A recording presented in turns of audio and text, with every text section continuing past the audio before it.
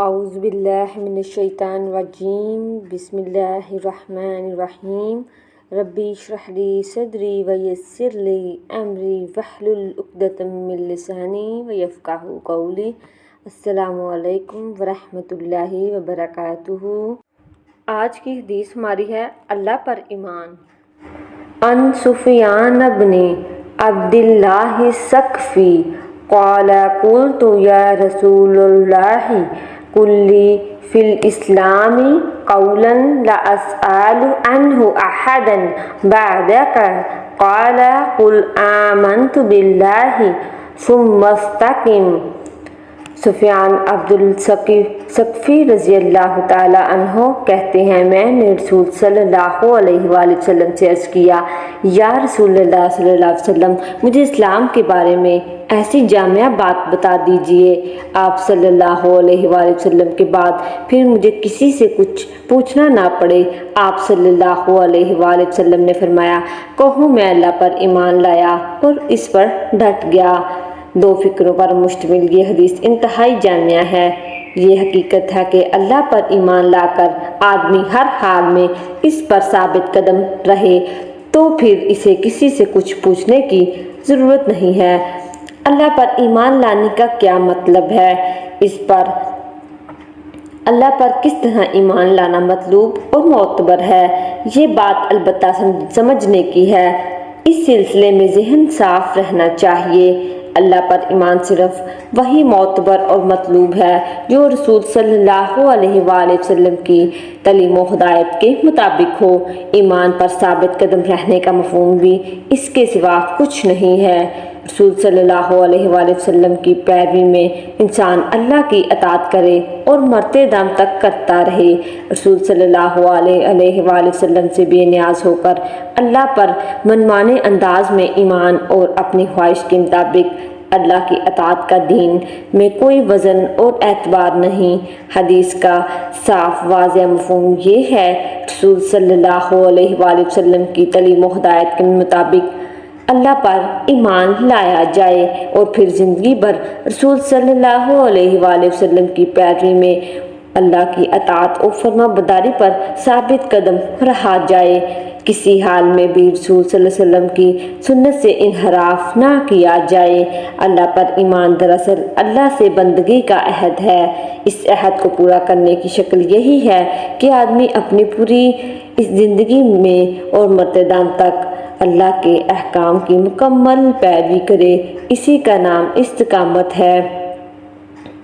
ایمان باللہ اور اس پر استقامت یہی اسلام کی روح اور خلاصہ ہے۔ جو شخص اس پر کاربند ہے اسے پھر کسی سے کچھ پوچھنے کی قطعاً ضرورت نہیں۔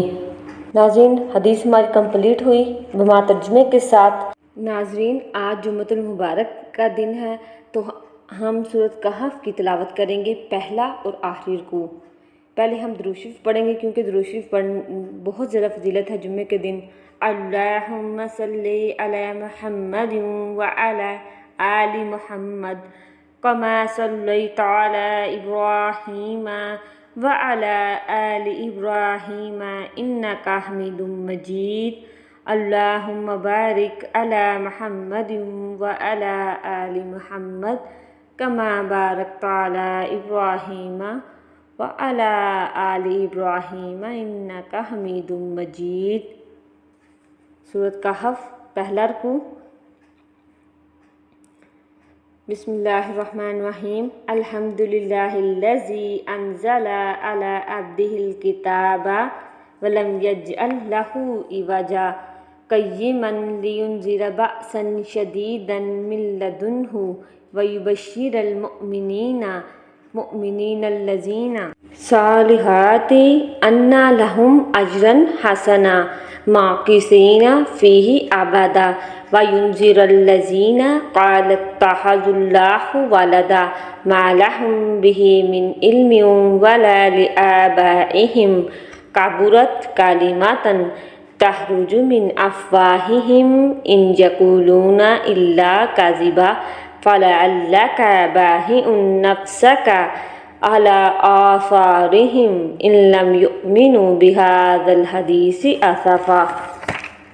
إنا جعلنا ما على الأرض زينة لها لنبلوهم أيهم أحسن عملا وإنا لجاعلون ما عليها صعيدا جرزا أم حسبت أن أصحاب الكهف والرقيم كانوا من آياتنا عجبا إذ أوى الفتية إلى الكهف فقالوا ربنا آتنا من لدنك رحمة وهيئ لنا من أمرنا رشدا فضربنا على آذانهم في الكهف سنين عددا ثم بعثناهم لنعلم أي الحزبين أحصى لما لبثوا أمدا۔ سورہ کہف کا آخری رکوع أفحسب الذين كفروا أن يتخذوا عبادي من دوني أولياء إنا أعتدنا جهنم للكافرين نزلا قل هل ننبئكم بالأخسرين أعمالا الذين ضل سعيهم في الحياة الدنيا وهم يحسبون أنهم يحسنون صنعا أولئك الذين كفروا بآيات ربهم ولقائه فحبطت أعمالهم فلا نقيم لهم يوم القيامة وزنا ذلك جزاؤهم جهنم بما كفروا واتخذوا آيات رسلي هزوا إن الذين آمنوا وعملوا الصالحات كانت لهم جنات الفردوس نزلا خالدين فيها لا يبغون عنها حولا قل لو كان البحر مدادا لكلمات ربي لنفد البحر قبل أن تنفذ كلمات ربي ولو جئنا بمثله مددا قل إنما أنا بشر مثلكم يوحى إلي أنما إلهكم إله واحد فمن كان يرجو لقاء ربه فليعمل عملا صالحا ولا يشرك بعبادة ربه أحدا۔ ناظرین، سورۃ کہف کے معنی غار کے ہیں، اس لیے اسے سورہ کہف کہا جاتا ہے۔ اس کی ابتدائی 10 آیات اور آخری 10 آیات کی فضیلت احادیث میں بیان کی گئی ہیں۔ جو ان کو یاد کرے گا اور پڑھے گا وہ فتنہ دجال سے محفوظ رہے گا۔ جو اس کی تلاوت جمعے کے دن کرے گا تو آئندہ جمعے تک اس کے لیے ایک خاص نور کی روشنی رہے گی۔ اس کے پڑھنے سے گھر میں برکت نازل ہوتی ہے۔ جزاکم اللہ خیر۔